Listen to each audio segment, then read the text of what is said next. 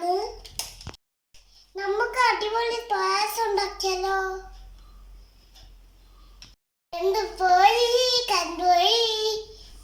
ഇതിനെ കൊണ്ടാണ് പായസം ഉണ്ടാക്കാൻ പോകുന്നത്. പാലട പായസം. എന്നാ നമുക്ക് ഉണ്ടാക്കി നോക്കിയാലോ? ഹായ് ഫ്രണ്ട്സ്, അപ്പോൾ ഇന്ന് തുലാപ്പത്താണ്. ഇന്ന് അച്ഛൻ്റെ ബർത്ത്ഡേയും കൂടെയാണ്. അപ്പോൾ നമ്മൾ പായസം ഉണ്ടാക്കുന്നുണ്ട്. അതിൻ്റെ വീഡിയോ ആണ് ഇന്നിടുന്നത്. അപ്പോൾ നമ്മൾ അട വാങ്ങിയിട്ടുണ്ട്. നമ്മൾ പാലട ആക്കാനാണ് ഉദ്ദേശിക്കുന്നത്. അപ്പോൾ അടപ്പായസം ഉണ്ടാക്കാൻ കുറേ സമയവും വേണം, നല്ല ക്ഷമയും വേണം. അപ്പോൾ നമുക്ക് ഇത് അരമണിക്കൂർ തിളച്ച വെള്ളത്തിൽ കുതിർത്ത് വെക്കണം. നല്ലോണം കുതിർക്കണം. നേരത്തെ നമ്മളിട്ട് വെള്ളത്തിലിട്ട് വെച്ച അട ഇപ്പോൾ ഏകദേശം റെഡി ആയിട്ടുണ്ട്.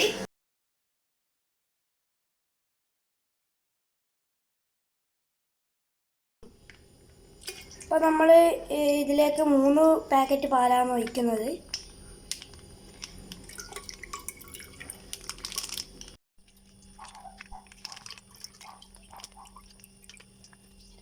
അപ്പോൾ നമ്മളിപ്പോൾ എടുത്തിട്ടുള്ളത് മിൽമേൻ്റെ പാലാണ്. എനിക്ക് ഏറ്റവും ഇഷ്ടമുള്ള പായസമാണ് അടപ്പായസം. അമ്മ ഉണ്ടാക്കുന്നത് റോസ് കളറിലാണ്. അപ്പോൾ അത് ഭയങ്കര ടേസ്റ്റാണ്, എനിക്ക് ഭയങ്കര ഇഷ്ടമാണ്.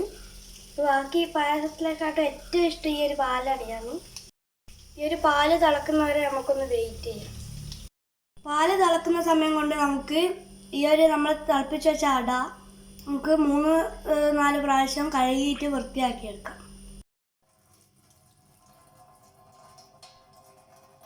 നമ്മൾ നല്ലോണം കഴുകി വൃത്തിയാക്കിയിട്ടുണ്ട്. ഇനി നമുക്ക് പാല് തിളച്ചിട്ടാകുമ്പോൾ ഇതിലേക്ക് ഇടണം.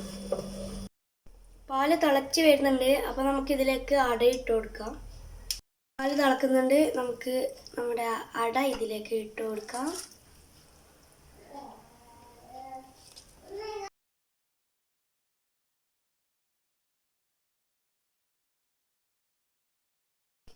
അച്ഛൻ്റെ എല്ലാ ബർത്ത്ഡേക്കും അമ്മ ഇങ്ങനെ പായസം ഒക്കെ ഉണ്ടാക്കാറുണ്ട്. എന്നിട്ട് 3 വീടുകളിൽ കൊടുക്കും. അപ്പോൾ ഇത് അമ്മ രാവിലെ തന്നെ എണീച്ചിട്ടുണ്ടാക്കും. അപ്പോൾ അന്നേരം അച്ഛൻ്റെ സ്റ്റാഫുകൾക്കും ഒക്കെല്ലാം പായസം കൊടുക്കും.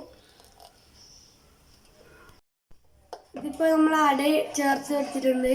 ഇതിന് നിർത്താതെ ഇളക്കണം. അടിയിൽ പിടിച്ചേണ്ട സാധ്യതയുണ്ട്. അട അലിഞ്ഞ് ചേരാൻ വേണ്ടി കുറച്ച് സമയം എടുക്കും. കുറച്ചല്ല, കുറേ സമയം എടുക്കും.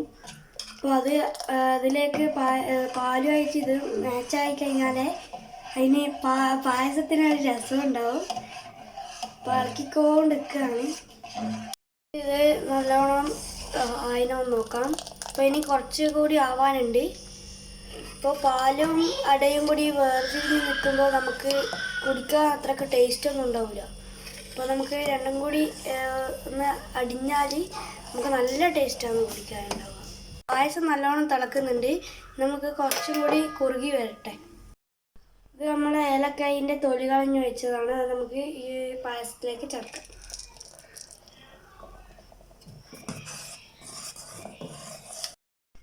അപ്പോൾ നമ്മൾ പായസം ഏകദേശം റെഡിയാവാനായി. അപ്പോൾ നമുക്ക് പഞ്ചസാര ഇട്ട് കൊടുക്കാം.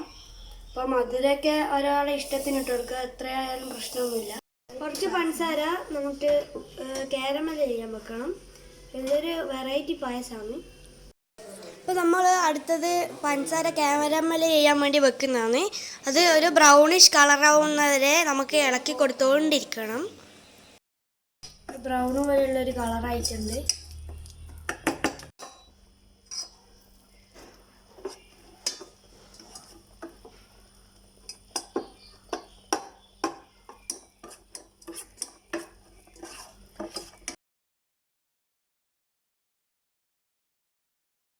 അപ്പോൾ നമുക്ക് കാരമൽ ചെയ്ത ഷുഗർ നേരെ പായസത്തിലോട്ട് ഇടാം.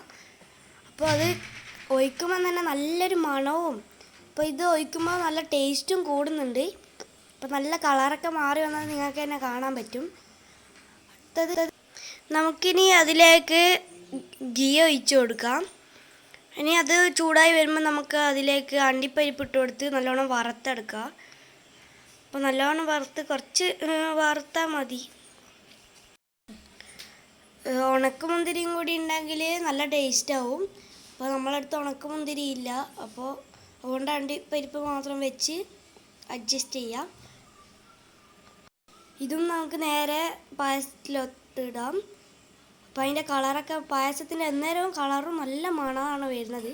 അപ്പോൾ ഫ്രണ്ട്സ്, അച്ഛൻ്റെ ബർത്ത്ഡേക്ക് നമുക്ക് നമ്മൾ പായസം ഉണ്ടാക്കിയിട്ടുണ്ട്. അടിപൊളി പായസമാണ്. എല്ലാവരും ട്രൈ ചെയ്ത് നോക്കണം. ഇഷ്ടപ്പെട്ടാൽ ലൈക്ക് ചെയ്യുക, ഷെയർ ചെയ്യുക, സബ്സ്ക്രൈബ് ചെയ്യുക. ഇതുപോലുള്ള മറ്റൊരു വീഡിയോയുമായി വീണ്ടും കാണാം. Good bye.